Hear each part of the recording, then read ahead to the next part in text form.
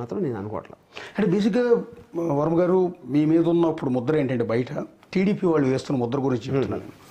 అంటే మీరు వైఎస్ఆర్ కాంగ్రెస్ పార్టీ మనిషి అని, జగన్ కోసం మీరు పనిచేశారని, ఆ రోజు టీడీపీ దెబ్బకొట్టే ప్రయత్నాలు చేశారని, అంటే మీకు అవసరం ఉందో అసలు?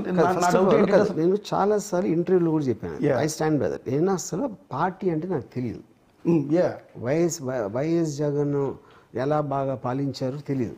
వైఎస్ జగన్ అంటే నాకు ఇష్టం. I believe in his character అని చాలాసార్లు చెప్పాను, ఇప్పుడు చెప్తున్నాను. That is my opinion.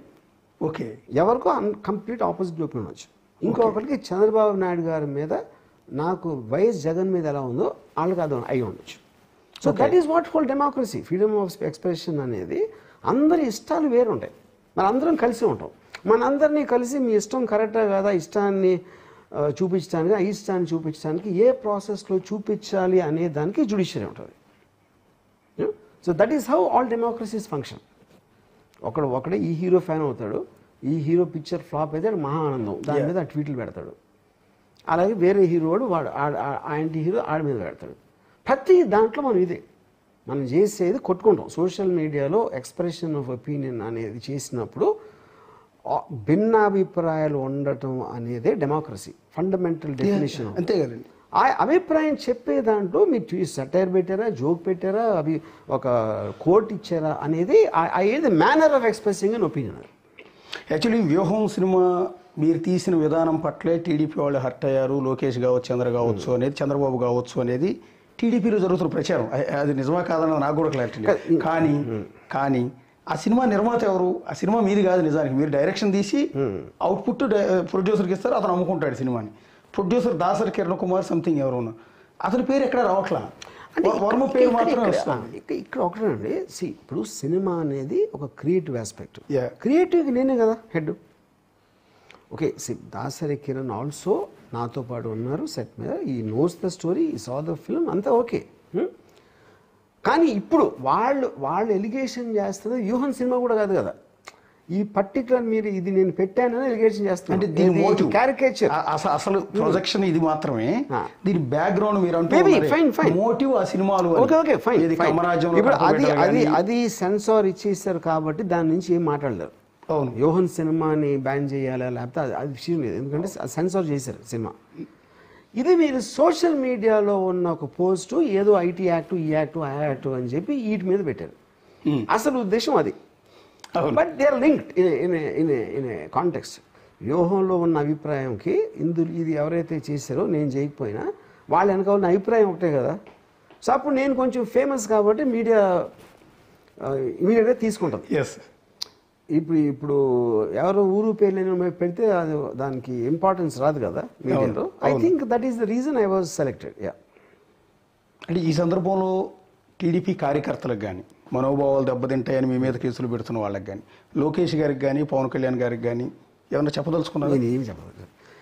అంటే నేను నిజంగా ఆనెస్ట్గా నేను నమ్మేది వాళ్ళంత పని కట్టుకుని చేస్తున్నారని నేను అనుకుంటున్నాను. నేను అనేది అదే. I don't believe that. వాళ్ళు చేస్తున్నారని కానీ, వాళ్ళు పని కట్టుకుని వాళ్ళు చాలా బిజీగా ఉన్నారు నిజానికి. వాళ్ళు డబ్బులు ఆర్థికంగా చాలా సిచ్యువేషన్ చాలా ఘోరంగా ఉంది. ఈ పరిస్థితిలో రాష్ట్రాన్ని ముందుకు ఎట్లా తీసుకురావాలి, అమరావతి ఎట్లా నిర్మాణం చేయాలనేది ఈ తలనొప్పుల్లో ఉన్నారు. వర్మ గారి గురించి ఆలోచించి ఆయన మీద కేసులు పెట్టి వేధించే వాళ్ళు ఉన్నారని అనుకోవట్లేదు అసలు ఎవరు. మీరు అన్నట్టుగా మధ్యలో కొంతమంది ఎవరో. I'm very convince about that. So ఈ నేపథ్యంలో అంటే మిమ్మల్ని ఒక మాట అండి, యాజ్ ఏ మీరు అంటే అభిమానం లేని వాళ్ళు అంటూ ఉండరు. బేసిక్గా ఒక తెలుగు సినిమా దిశని మార్చిన డైరెక్టర్ మీరు. మీ గురించి గొప్పగా నేనేం చెప్పాల్సిన అవసరం కూడా లేదు. ఒకప్పుడు మీరు తీసిన సినిమా శివాతో సినిమా అంటే ఇలా ఉండకూడదు, ఇలా ఉండాలి అని చెప్పిన వ్యక్తి మీరు. ఒక సర్కార్ కావచ్చు, ఒక సత్య కావచ్చు, ఇలా చెప్పుకుంటే ఎన్నెన్నో సినిమాలు. ఒక జాతీయ దర్శకుడు మీరు ఒక విధంగా చెప్పాలి. అలాంటి వ్యక్తి వాడు వచ్చి పోలీస్ స్టేషన్లో ఎవరెవరో కేసులు పెడుతూ ఉంటే వాటికి సమాధానం చెప్పుకోవాల్సిన పరిస్థితి రావటం అనేది ఫీల్ అవుతున్నారా? షై ఫీల్ అవుతున్నారా? Not at all. నేను నా లైఫ్లో ఏది నేను రిగ్రెట్ అవ్వను, ప్రతిదీ ఎక్స్పీరియన్స్గా తీసుకుంటాను. All experiences together make a person అని నేను నమ్ముతాను. సో దాంట్లో మీరు ఇప్పుడు ఒక కాంట్రవర్షియల్ ఫిలిం, అది వ్యూహం అవ్వచ్చు, లేకపోతే నేను అండర్ వరల్డ్ మీద తీసిన కంపెనీ అవ్వచ్చు, లేకపోతే బాల్ ఠాక్రే సినిమా సర్కార్ అవ్వచ్చు, రక్త చరిత్ర అవ్వచ్చు, ఇవన్నీ సినిమాల్లో కూడా ఒక కాంటెక్స్ట్ ఒక ప్రాబ్లం వస్తానికి ఛాన్స్ ఉందని నాకు తెలుసు. అప్పుడు మీరు కాన్సిక్వెన్సెస్ ఎక్స్పెక్ట్ చేసినప్పుడు అలాంటి సినిమా చేయగలుగుతారు. సో అది నాకు సర్ప్రైజ్ ఏం కాదు. బట్ ఇంత చిన్న విషయం మీద అది సర్ప్రైజ్. నేను I would appreciate if it is on bigger thing. అది ఒకవేళ వాళ్ళకి దొరికినా దొరకపోయినా whatever the thing is you know. So అది అప్పుడు ఏంటంటే కాన్సిక్వెన్స్ నేను ఎక్స్పెక్ట్ చేస్తున్నప్పుడు, ఇప్పుడు కంపెనీ సినిమా తీసినప్పుడు అందరూ నన్ను అరే దౌద్ ఇబ్రాహిం గ్యాంగ్స్తో పెట్టుకుంటావా, అది ఇది వాళ్ళని ఏదో చేసేస్తారు, వాళ్ళని చంపేస్తారు. అటాక్స్ ఆఫ్ 26/7 చేసినప్పుడు ఒక జమ్మూ కాశ్మీర్ మినిస్టర్ ఒక ఆయన నా క్లోజ్ ఫ్రెండ్ ఒక పాలిటీషియన్ తోటి రామ్ గురించి ఆడుకోమండి, వాళ్ళు వచ్చేస్తున్నారు, బాంబే వచ్చేస్తున్నారు, ఎవరు టెర్రరిస్ట్లు అంట నన్ను చంపడానికి. ఇలాంటివి నేను చాలా చూశాను.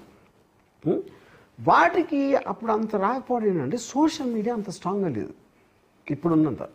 ఇప్పుడేంటి సోషల్ మీడియాలో నా మనసులోకి రాకముందే ఆలోచన వాళ్ళకి తెలిసిపోతుంది. ఎందుకంటే నేను ఇన్ని రకాలుగా ఆలోచించడానికి ఛాన్స్ ఉంది అని వాళ్ళే ముందు ఆలోచించేసి అన్ని కరస్పాండింగ్ థంబ్నెయిల్స్ పెట్టేస్తారు ఫస్ట్. అప్పుడు అవి చూసాక నాకు ఒకసారి నేను ఇలా కూడా ఉండాల్సిందే అని అది నాకు వస్తుంది.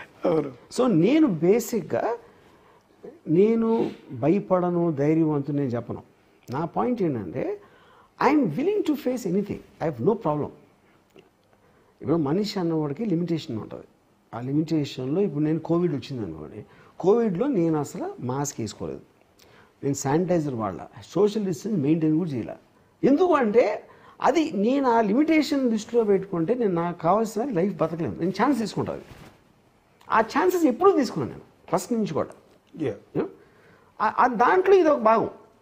ఇలాంటిది వస్తే అవతల వాళ్ళు ఏమన్నా చేయొచ్చు, ఎస్ చేయటానికి ఆస్కారం ఉంది, కరెక్ట్, అది కాదని నేను అంటలా. I will face it. ఏంటి పెద్ద ఇది